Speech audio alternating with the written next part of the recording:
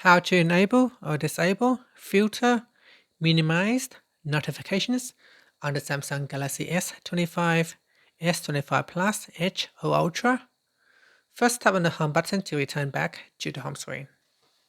Then on the home screen, swipe down at the top to open up quick settings. Then tap on the settings icon. After that, we then scroll down and tap on notifications.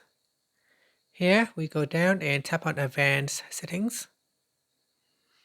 Next, tap on filter notifications. Then we go down to the bottom and tap on minimize notifications.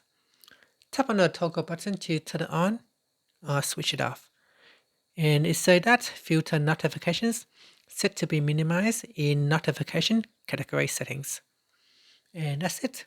Finally, tap on the home button to return back to the home screen.